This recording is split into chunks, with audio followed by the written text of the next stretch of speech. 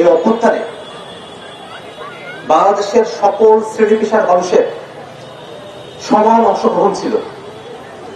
আমরা দেখেছি রাজপথে আমাদের নারীরা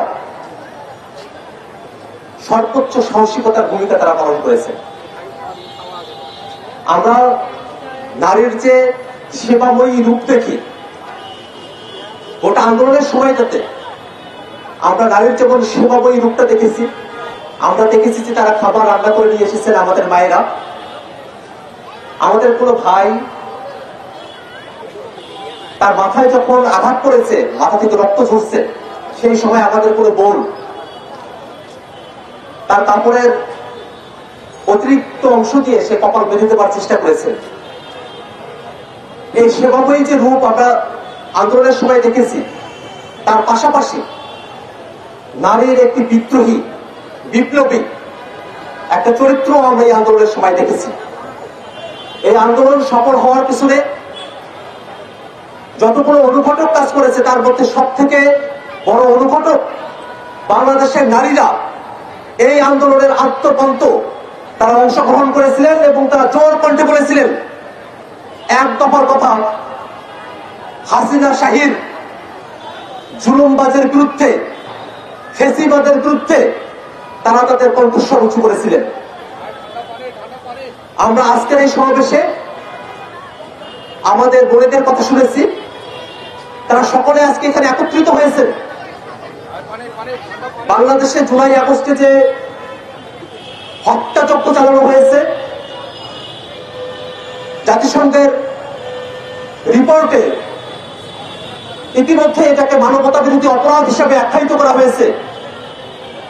যে বর্বরতম মানবতা বিরোধী অপরাধ জুলাই আগস্টে বাংলাদেশে সংঘটিত হয়েছে, তার সঙ্গে সরাসরি সম্পৃক্ত শেখ হাসিনা এবং তার দল আওয়ামী লীগ, তার বিচারের দাবিতে আজকে আমাদের বোনেরা এখানে একত্রিত হয়েছে। আমরা আমাদের এই বোনের দাবির সঙ্গে দীর্ঘ সময় ধরে একাত্ম এবং আজকের অনুষ্ঠানেও, আজকের সমাবেশেও আমরা তাদের দাবির সঙ্গে সংহতি প্রকাশ করতে চাই।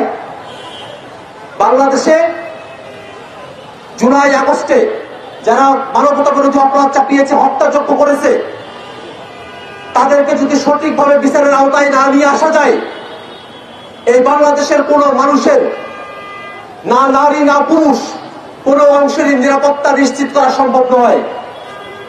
বাংলাদেশের বিচার ব্যবস্থাকে একটি উচ্চতম ন্যায় বিচারের ক্ষেত্র হিসাবে প্রতিষ্ঠা করবার যে সংগ্রাম, যদি আওয়ামী লীগের বিচার না হয়, শেখ হাসিনার বিচার যদি না হয়, তাহলে জুডিশিয়ারিকে, বাংলাদেশের বিচার ব্যবস্থাকে যে নিরপেক্ষ এবং ন্যায় বিচারের কাণ্ডারি হিসেবে আমরা দেখতে চাই, তা করা সম্ভব নয়। অতএব বাংলাদেশের মানুষের নিরাপত্তা নিশ্চিত করতে হলে জুলাই আগস্টে যারা শহীদ হয়েছেন তাদের ন্যায় বিচার প্রাপ্তি নিশ্চিত করতে হলে, বাংলাদেশে যাতে ভবিষ্যতে আর কোনো ফেসিবাদ মাথাচাড়া দিয়ে উঠতে না পারে, হাসিনার মতো কোনো ফেসিস্ট জন্ম নিতে না পারে, সেরকম উদাহরণ তৈরি করতে হলে অবশ্যই অবশ্যই বাংলাদেশে আওয়ামী লীগের রাজনীতিকে নিষিদ্ধ ঘোষণা করতে হবে। এবং একই সাথে আমরা একটা জিনিস খুবই গুরুতরভাবে খেয়াল করছি, বাংলাদেশের দীর্ঘ সময় ধরে যারা ফেসিবাদ কায়েম করে রেখেছিল, যারা এখানে খুনের হুমকিদাতা, যারা এখানে খুন সংগঠন করে গেছে, সেই খুনি হাসিনাকে ভারত আশ্রয় দিয়ে রেখেছে।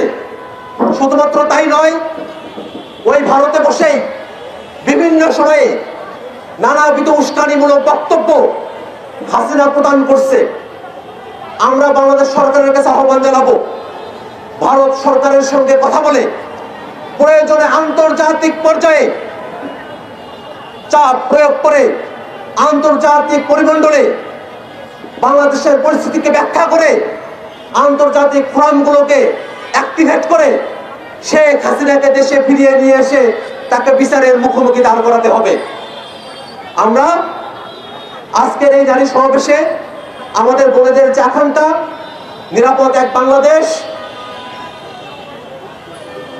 এই বাংলাদেশে শেখ হাসিনার বিচার, আওয়ামী লীগের বিচার, তা যেন আমরা নিশ্চিতভাবে দেখতে পারি।